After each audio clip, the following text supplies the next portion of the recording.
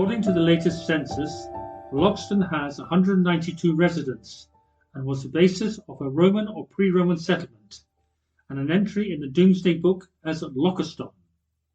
The Mendip Way passes through the village. Basically, it's the standard sleepy English village and is unlikely to become the new Silicon Valley or a rival to Hollywood in the near future. The incident that occurred on the night of the 1st of September 1954 did not involve a family, but two well-loved family retainers. Two spinsters, namely Miss Frederica Alwyn Mary Bulls, commonly called Mary Bulls, and Miss Noreen O'Connor, lived in Gardein, an 8-bedroom detached cottage in Loxton. They were united in the fact that they worked for the Charles family, whose head, Frank Cyril Charles, was a partner in Henry Schroeder and Partners, and held positions in the Bank of England and Anglo-Persian Oil Company. From his surname, he had German roots, and at times was involved in the Anglo-German Fellowship and the British Union of Fascists. Interestingly, he was included in Hitler's Black Book, along with other entries like Winston Churchill, Paul Robeson, and C.P. Snow. As you can see, the book was a rather eclectic series of names ranging from a prime minister to a lefty writer and someone who is best remembered for going into the Welsh coalfields at the height of the Depression and singing Old Man River. Obviously, it may not have been to Hitler's taste. He was more of a Wagner man by all accounts. Mary Bulls was certainly the faithful family retainer.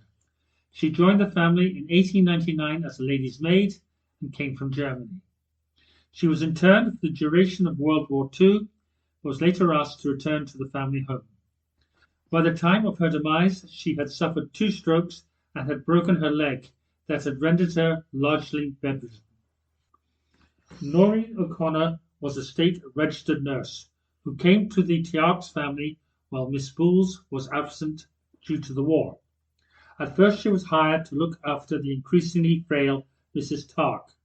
On the latter's death in 1943, she started to look after Mr. Tark, who had been injured in a riding accident.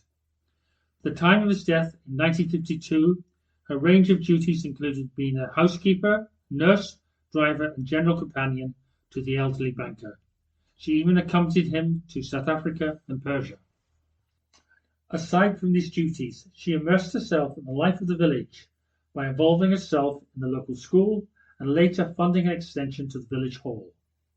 She and the Tarks family organized a children's party on the occasion of the wedding of the then Princess Elizabeth to Philip Mountbatten.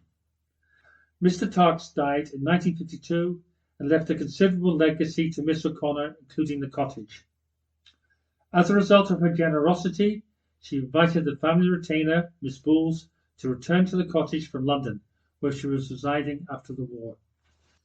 Everyone was well off and seemed content with the arrangement. All was well in the Empire, until the event of one night on the 1st of September 1954 made not only the local news, but the national daily papers.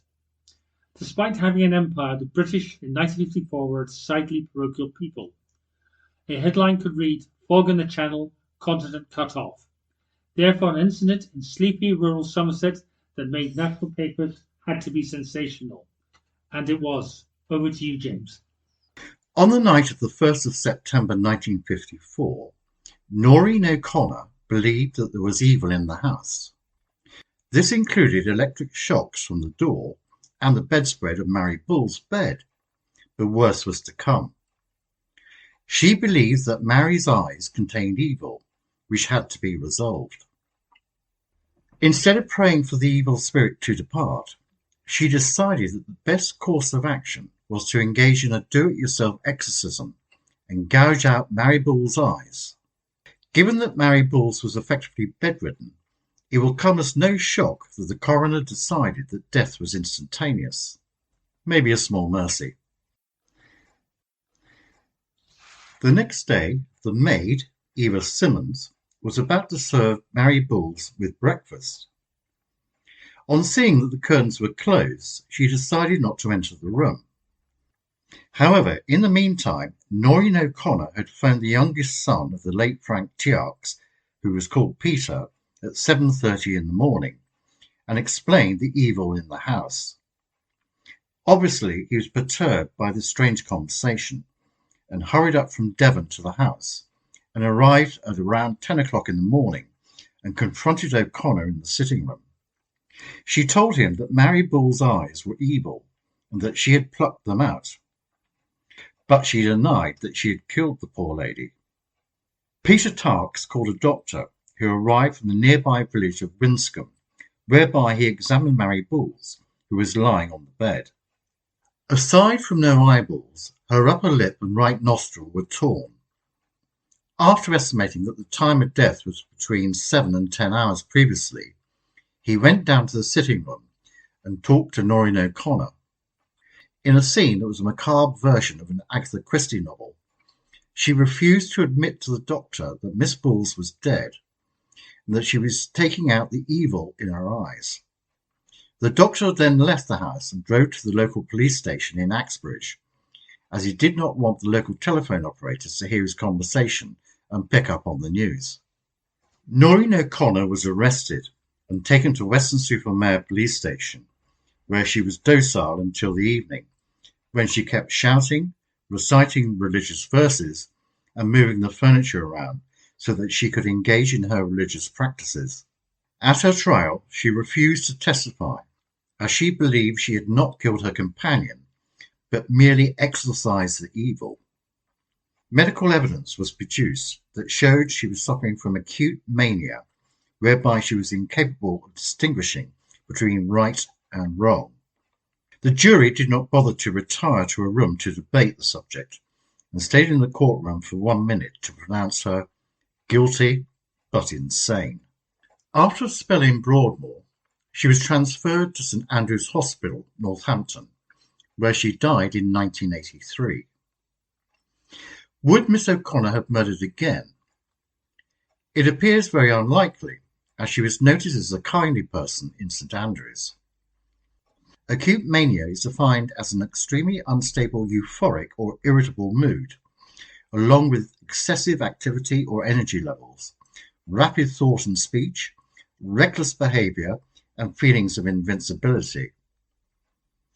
Lithium is normally prescribed to counter it, but this only became part of the mental health medicine in 1949.